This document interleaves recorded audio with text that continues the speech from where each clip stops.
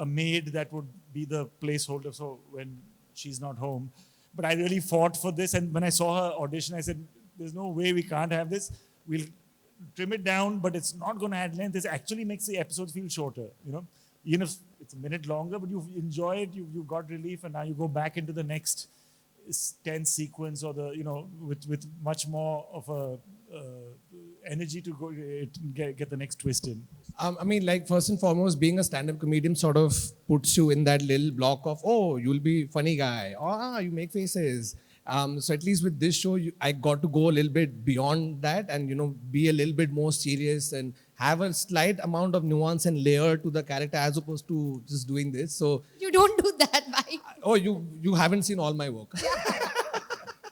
No, but like this was a great opportunity for me. And like you mentioned, the characters aren't very binary. It's not good guy, bad guy. Because even in real life, you see men especially sort of navigating life through a much grayer lens, right?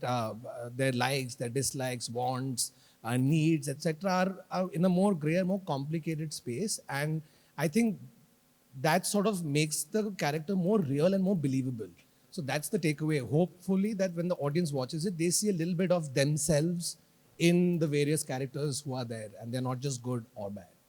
Coming from a different background to this new world, and he was not ready for the situation he faced after joining the post, and he doesn't like taking orders. One thing which I relate to my character. I'm just joking. So yeah, and as Varun said, like we all have things, and we go through some path in life जहाँ पे decisions लेने पड़ते हैं, and same way we just can't see things in a same situation. So as per the situation we go through it, and same way, like as an actor, I think I don't judge my characters. If it's written that way, I have to follow it and do my job. I'm here to entertain, that's it. This space, OTT space, is a very good space for new actors, even all the actors, to explore. The arc is big, story काफी अच्छे तरीके से unfold होती है, progress करती है, and there are multiple seasons. So it's a kind of space जहाँ पे you explore more, you learn more, and if you're lucky, you have good people around you. Yeah. I'll first say that I'm very grateful for this all the streaming platforms now. No, seriously, because actually I had a film in the theatre Metro in the know after so long, because nowadays we only work on streaming Great to see you on platforms. screen, Thank as always. you. Thank you so much. But it was after a long gap, no, because nowadays we mainly in theatres, like most of my work has been on streaming platforms itself, but also that I wish there were more streaming platforms, because there's only like 4 or 5, and they're also sometimes eating into one another or whatever, I don't know, merging and doing business things like that. So, and I don't know how great that is for all of us trying to make content, because I think one of their chief aims is possibly just to have a large subscriber base, so I and when you have that as a concern, I don't know how open you are to making new and different kinds of films. So I worry about that, and I wish there were more streaming platforms. Look, the two things, I think I've just had the best time in the last 7-8 years working, doing all kinds of things, like outright comedies like Office and Sandwich Forever, to Criminal Justice, to now this show, and so many other opportunities to work with great writing, great actors. So the wonderful thing for me, which I love as a director, the two pillars of this medium are writing and actors, performances. Like films, you can have VFX, this and that. Invariably, the stuff I end up doing, it really relies on these two things, which are things I enjoy working with, rather than working with really big, whatever, other elements. So that's been great. And the amount of work you get to do, the amount you get to learn. Each day you're out there, you get more confident because we managed to do this, now we can push it a little more. So that kind of learning has just been incredible the last several years, and it wouldn't have happened without OTT. There's no way films would allow you to work at that volume and to learn so much and to make so many connections with so many wonderful people. Where the future is going, it's so hard to predict, that we've got so many currents, so many disruptive things, and the acceleration of that goes on. But I think the root of it stays the same. Tell great stories, try and connect. There is a reality that the OTT, the thing is, we started off with cinemas. There were a few thousand screens in the country. When we exploded to television, there were a few million, and they went up to a couple of 100 million. Now, with the phone, it's going to be maybe 5 times that or 4 times that. So there is going to be a new audience that has new expectations. So we'll just see how it all plays out. I think it's the geos and all the wonderful platforms have to figure out how to get a great mix for all audiences to get something they want to watch. And I think that till that time, it's going to be a lot of experimenting, which is good as long as they keep allowing us to do good work. And so far, it's been good. I mean, they've covered pretty much all the points. So I'll come from a little selfish lens. I feel like with the advent of OTTs and so many platforms coming, I feel like the amount of opportunities for people from outside the industry, so to speak, has increased quite a bit. I mean, if I had to just speak about my career, like 10 years back, you would give one audition, not hear back, not get it, it's gone. But at least now with so many OTTs there, the opportunity for you to go pitch your own idea, go audition, it's not just for actors, I feel even for technicians and like people in general, I think that the avenues have opened so much because of OTT, and I feel it's going to keep getting more and more. Because every second day there's another big new OTT coming. So great for people like us. Entertainment, which brought it to Applause and to Geo, and they had the vision to, there's a spirit in the original that we've obviously tried to reflect. And as far as today, it reflects today, but these are universal themes of parents and children, society, people in power and the vulnerable.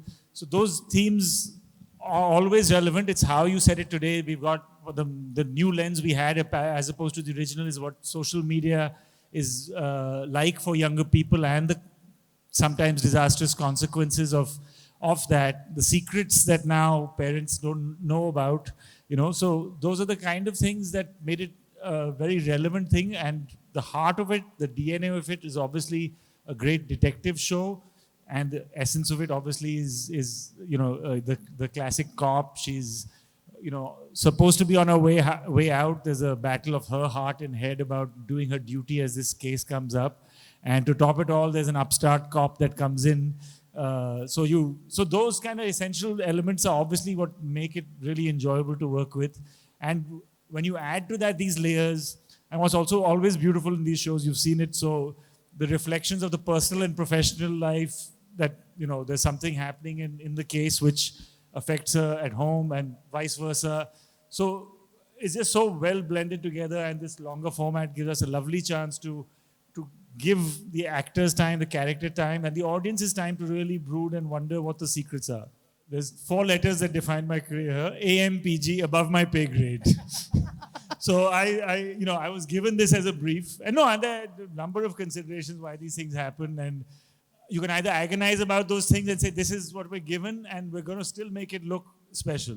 And we tried, so the audiences will tell us. But even, for example, the quarry we found is not something that is a very usual kind of thing. So, and you said Norwegian, but the original is set in a city as well. It's set in Copenhagen. So in that sense, it's a natural adaptation. Obviously, it's a very scenic city, which doesn't have the population and the pressures we have. But I think that also sometimes makes it fun, because now you're going to do something different because you don't have exactly the same thing. How do you convey a different emotion and still make the show work? By the way, the Navi Mumbai was not at you at all. It's just that, people keep saying it all the time. So I felt I must stand up for it. But, this actually it works really on paper, in the sense, as soon as I heard that this is actually, from the original format of Forbid Elsen, which is the Danish show, I was very excited because I had seen one of the adaptations, which is The Killing, which was in English. Which was the American show, which is a little more accessible, I guess.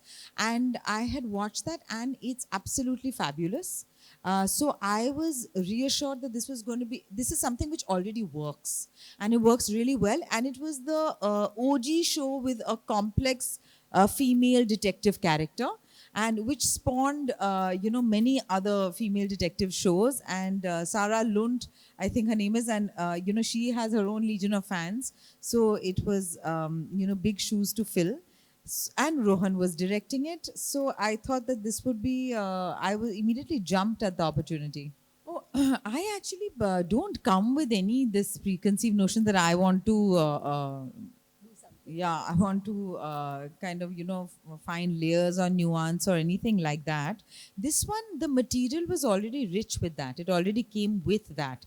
I don't think I had any plans to do anything like that. But many times, just to make something sound like, my job is to make something sound real, whether it's well written or not. My job is to make it sound convincing, so then that is the attempt basically. And here actually one didn't have to work towards that, because it was all I think Rohan and the writers had done a great job of even adapting it to the Indian context. As you said, this is Nordic noir, and but still, we see many different worlds even within Navi Mumbai or whatever. The college life, the college kids, what they are going through, or the politicians. The police station, the dynamics between all the cops and stuff. We see a lot of that. So there was a lot of material to work with. My shot would get over much earlier when I was out. No, but to address the point of working with Rohan, I've been a massive fan of all his work. Like Bluff Master for me is still like right up there in one of my most favorite movies. So the minute I found out that he's directing it, it was a no-brainer to obviously say yes. And whatever time we did get to shoot was great. He's super quick. There were times when I'm like, wait, is it okay? He's like, yeah, it's done. And it's not just because hey, time khatam ho raha hai, because he is very clear with what he wants, how he wants it. And I'm blessed to work with amazing co-actors who were even faster. So just made my life a lot easier and fun. Yeah, so for me, I met him for the first time in the workshop, and it was really great experience for me, because he's very detail oriented. And yeah, one thing which I really like about him, like, time is money. So 9 o'clock, we'll wrap. And if the scene is left, it's 9 in the morning we roll also. Don't Yeah, make it yeah. sound okay, I'm only interested in getting out. No, it's a 12-hour shift. And yeah, and he's very, humorous, and which really helped us coming out from the zone. And yeah, he's foodie also. I'm not a foodie person, but I really like eating lunch with him. Yeah.